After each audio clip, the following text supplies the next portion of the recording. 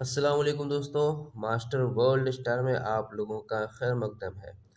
आज हम लोग पढ़ेंगे गैर अफसानवी नसर में मजमून और इंशा। मजमून व इंशा आज हम लोग पढ़ेंगे, जो उर्दू उस्ताद के लिए होगा। टीजीटी, पीजीटी, पीआरटी, इससे रिलेटेड हर क्वेश्चन में, हर एग्ज़ाम में आपके क्वेश्चन आते हैं। जब हम शुरू किए थे उसी वक्त मैंने बताया था कि अफसानवी गैर अफसानवी नसर दो किस्म के होते हैं, एक अफसानवी नसर, एक गैर अफसानवी नसर। तो चलिए आगे चलते हैं। गैर अफसानवी नसर के आज मजमून को सबसे पहले पढ़ते हैं। गैर अफसानवी नसर में आज हम पढ़ेंगे पहले मजमून को।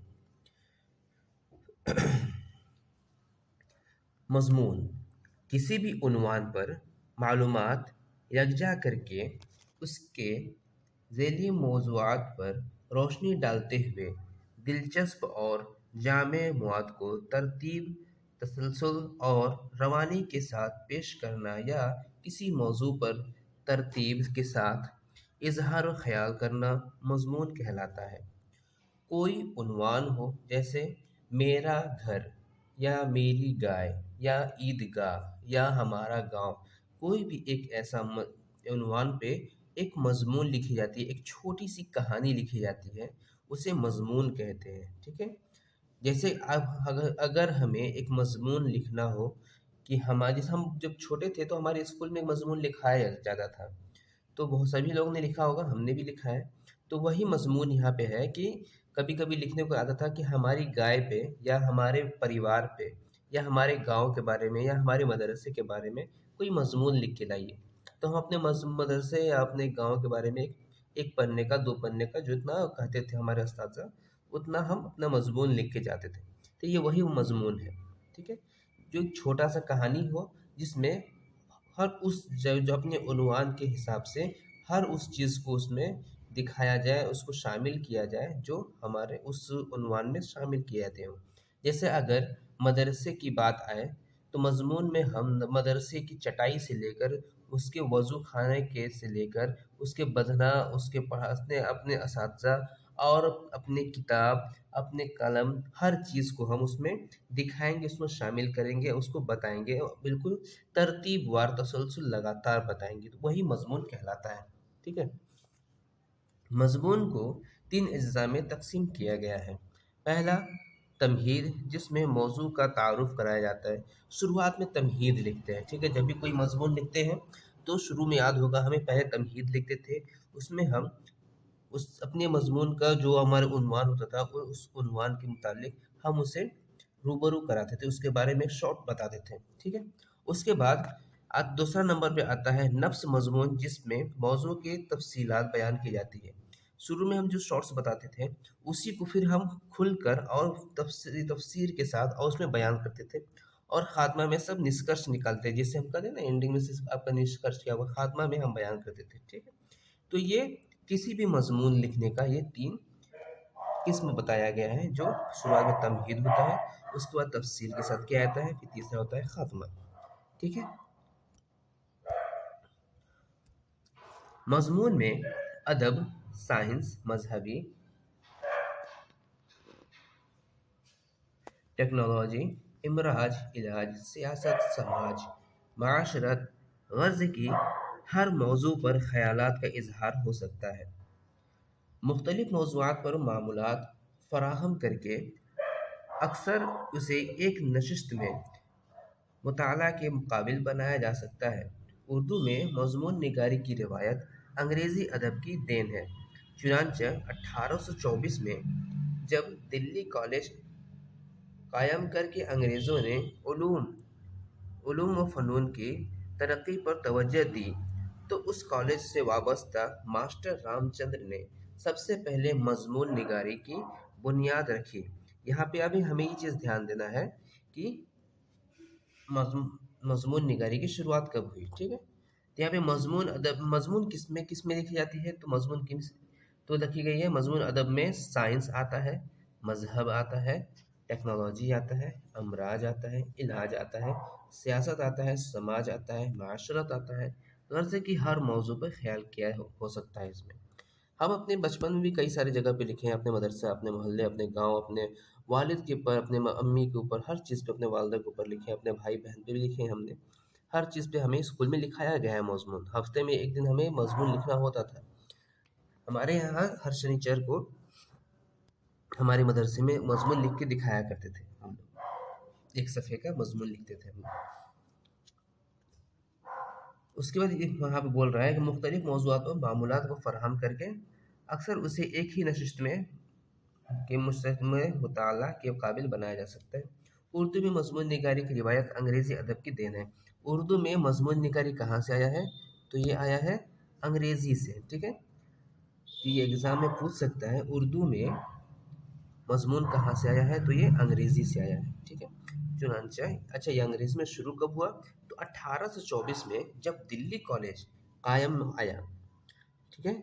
तो उस समय वहाँ पे एक असातिज़ा थे जिनका नाम था रामचंद्र, मास्टर रामचंद्र, ठीक है। तो जो ये रामचंद्र थे इनकी पहली मज़मून इन्होंने लिखा था। इनका जो पहला मज़मून निगारी था, मज़मून निगारी की बुनियाद रखी थी इन्होंने, ठीक है। तब सबसे पहले दिल्ली कॉलेज में मज़मून निगारी की शुरुआत मास्टर रामचंद्र साहब ने किया था। बुनियाद रखी जिसकी नक्श कदम पर चलते हुए मास्टर प्यारे लाल और फिर शमसुल उलमा ज़काउल्लाह ने मज़मून निगारी की रिवायत को फ़रोग़ दिया। शुरुआत किसने किया था? रामचंद्र साहब ने, ठीक है। उसके बाद रामचंद्र साहब जब ने जब शुरुआत कर दिया तब उसी को नकल करते हुए उसी को आगे बढ़ाते हुए फिर मास्टर प्यारे लाल, ठीक है, मास्टर प्यारे लाल और फिर शमसुल उलमा ज़काउल्लाह साहब, शमसुल उलमा ज़काउल्लाह साहब मज़मून निगारी को फ़रोग़ देते हैं, आगे बढ़ाते हुए चलते हैं और कई सारी इस पर किताब लिखी जाती हैं, कई सारी रिवायत लिखी जाती हैं। लेकिन सैयद अहमद ख़ान साहब की जो नाम है मज़मून निगारी में, वो बहुत आला मकाम पे आता है। सर सैयद अहमद ख़ान और उनके रफ़्क़ा ने मज़मून निगारी को फ़रोग़ दिया, ठीक है। सर सैयद अहमद ख़ान साहब का मज़मून में बहुत ऊँचा नाम आता है। मौज़ूआत के लिहाज से मज़ामीन की कई किस्में हैं, जैसे इल्मी मज़ामीन, अदबी मज़ामीन, तारीख़ी मज़ामीन, सियासी मज़ामीन, माशी मज़ामीन, माशरती मज़ामीन, साइंस मज़ामीन, तनक़ीदी मज़ामीन और तहक़ीक़ी मज़ामीन। इन सब चीज़ें मज़ामीन पे मज़मून लिखी जाती है और सर सैयद अहमद ख़ान साहब ने बहुत सारे मज़ामीन, अब कई सारे मौज़ूआत पे मज़ामीन लिखे हैं उन्होंने, ठीक है। अब आगे देखते हैं हम इंशाइया। इंशाइया भी एक मज़ामीन की तरह, मज़मून की तरह ही होता है, बस इसमें क्या फ़र्क होता है इसको चलिए हम देखते हैं आज। मज़मून का एक ऐसा हल्का फुल्का अंदाज़ जिसमें बेसाख्ता बेतकल्लुफ़ाना किसी मौज़ू पर इज़हार ख़याल किया जाए तो उसे इंशाइया करार दिया जाता है, ठीक है। मज़मून का एक ऐसा हल्का फुल्का अंदाज़ जिसमें बेसाख्ता बेतकल्लुफ़ाना किसी मौज़ू पर इज़हार ख़याल किया जाए तो उसे इंशाइया करार दिया जाता है। इंशाइया जिसे हम लोग ऐसे भी कहते हैं, जिसे निबंध हिंदी में कहते हैं, किसी भी एक चीज़ पे, एक मौज़ू पे एक छोटा सा नोट्स बनाया जाए जिसको अच्छे से तहरीर करके लिखा जाता है, ठीक है। उसकी ख़ास चीज़ों पर ध्यान दिया जाता है, ठीक है। तो यहाँ पे वही बता रहा है कि बेतकल्लुफ़ाना किसी मौज़ू पर इज़हार ख़याल किया जाए तो उसे इंशाइया करार दिया जाता है। इंशाइया के लिए अंग्रेज़ी में ऐसे का लफ्ज़ राइज है। अंग्रेज़ी में इसे क्या कहते हैं? ऐसे कहते हैं और हिंदी में इसे निबंध कहते हैं। ये यूपीएससी में बहुत ज़्यादा एक पेपर आता है पूरा निबंध का, ऐसे लिखने का एक पूरा पेपर आता है, ठीक है। तो उर्दू वाले उर्दू में इंशाइया लिखते हैं, हिंदी वाले जो होते हैं वो हिंदी में वो निबंध लिखते हैं और जो अंग्रेज़ी वाले होते हैं वो अंग्रेज़ी में ऐसे लिखते हैं, ठीक है। इंशाइया में मज़मून की खसूसियात नहीं होती। इंशाइया में मज़मून में खसूसियात नहीं होती, ये किसी भी मौज़ू पे लिखा जा सकता है, किसी भी मौज़ू पे, क्योंकि एग्ज़ाम में जो भी हम चीज़ लिखते हैं लगभग इंशाइया के आधार पे ही होता है, इंशाइया के तर्ज़ पे लिखी जाती है वो चीज़ें। बल्कि इंशाइया निगार अपने ज़ाती तजुर्बात और मशाहदात को हल्का फैलने और शगुफ्ता अंदाज में अपनी तहरीर का मौजू बताता है। जो मज़मून लिखते हैं इसके मज़मून कोई बुनियाद लिखी नहीं गई कि आप इस पे ही लिखेंगे, लेकिन जो मज़मून निगार होते हैं, जो इंशाइया निगार होते हैं, वो जब इंशाइया लिखते हैं तो इसकी जो तजुर्बात, अपने तजुर्बा को आला मकाम तक ले जाते हैं और बहुत ही छोटी कहानी में बहुत ही बहुत ही काम आमद बातें इसमें कही जाती हैं, ठीक है। اس میں ان کی ذاتی تجربات کو بھی دکھایا جاتا ہے، ان کے اندر، اور سماج میں کیا کیا کمی ہے، کیا ہے، مطلب جس چیز میں لکھی جائے اس کے پورے خاص تر اس کے اندر کا ہر بات کو کھوج کھوج کے بنیادی طور پہ ایک دم کٹھور بات لکھی جاتی ہے، جس کی وجہ سے مضمون اور انشائیہ میں دو موضوع فرق محسوس کرنا آسان ہو جاتا ہے۔ دکن میں، یہاں سے ہم پھر دیکھیں گے ایک بار، انشائیہ نگار اپنے ذاتی تجربات اور مشاہدات کو ہلکے پھلکے اور شگفتہ انداز میں اپنی تحریر کو موضوع کرتا ہے، جس کی وجہ سے مضمون اور انشائیہ میں موجود فرق کو محسوس کرنا آسان ہو جاتا ہے۔ دکن میں لکھی ہوئی ملا وجہی کی نثری کتاب ہے جس کا نام ہے سبرس، ٹھیک ہے، کافی مشہور کتاب ہے سبرس۔ سبرس کے بارے میں محققین کا خیال ہے کہ انشائیہ کی ابتدا نقوش میں اس میں موجود ہے، مطلب بہت جو محققین جو ہیں وہ کہتے ہیں کہ جو سبرس ہے یہ انشائیہ کی لکھی ہوئی کتاب، مطلب انشائیہ ٹائپ کی ہی کتابیں لکھی ہوئی ہے۔ اس کے بعد محمد حسین آزاد کو بعض محققین پہلا انشائیہ نگار تسلیم کرتے ہیں۔ جو محمد حسین آزاد صاحب تھے ان کو کہا جاتا ہے کہ یہ پہلا انشائیہ نگار، مطلب انشائیہ کی شروعات انہوں نے کی اپنی کتابوں سے، اپنی، ٹھیک ہے، جن کے انشائیوں کا مجموعہ نیرنگ خیال کے نام سے شائع ہو چکا ہے۔ لیکن بعض کا خیال ہے کہ انگلستان کے سفر کے بعد سر سید خان صاحب کی تحریر سے اس صنف کا باقاعدہ آغاز ہوا ہے۔ دیکھیے ایگزام میں ہر چیز میں آئے گا، تو دکن میں انشائیہ کس کو کہا گیا ہے؟ تو سبرس کو، ملا اس کے لکھنے والے ملا وجہی کو، یہ چیز یاد رکھنا ہے۔